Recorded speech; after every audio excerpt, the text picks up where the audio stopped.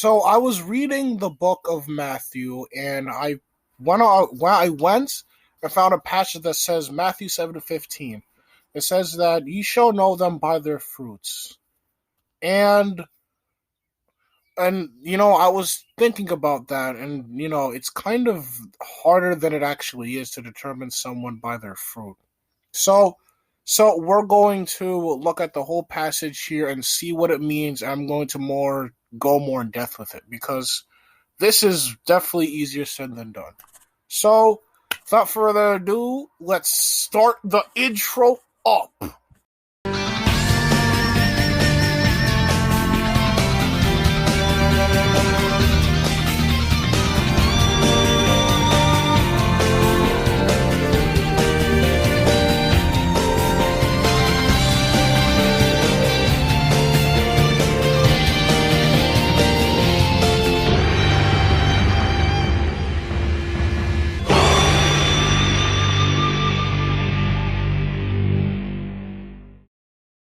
Alright, so what does Jesus mean by you shall determine them by their fruits?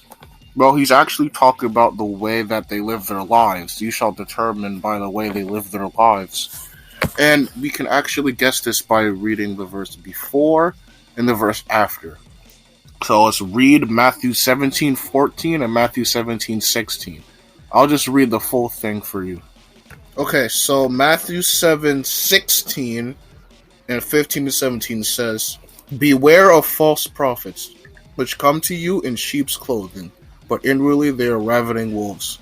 Ye shall know them by their fruits. Do men gather grapes of thorns, or figs of thistles? Even so, every good tree bringeth forth good fruit, but a corrupt tree bringeth forth evil fruits. Okay, so what does he mean by ye shall know them by their fruits now? So he's clearly talking about the way that they live their lives. Because in Matthew 7:15 it says, beware of false prophets, which come to you in sheep's clothing, but inwardly they are ravening wolves.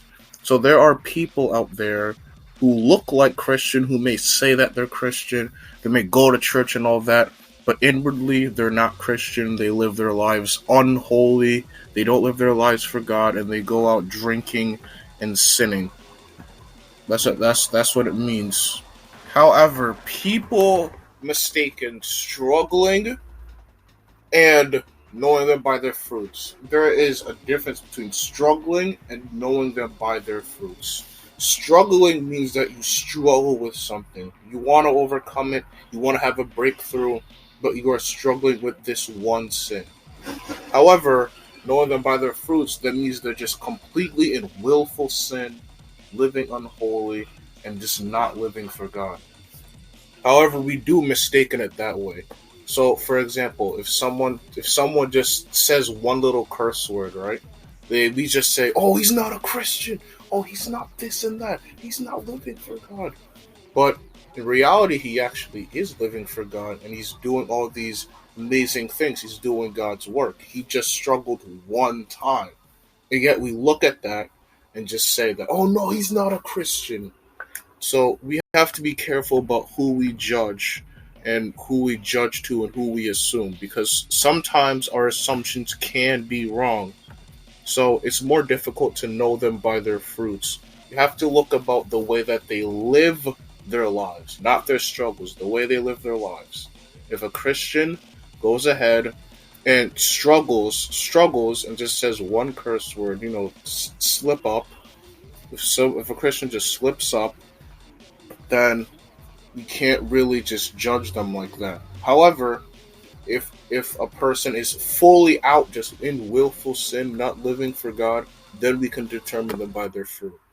Alright guys, make sure you like and subscribe to the video.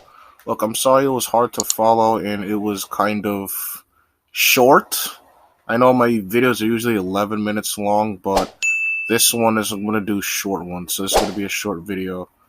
I'm sorry for that anyways. I'm going to work on another one as soon as possible. So, later and peace out.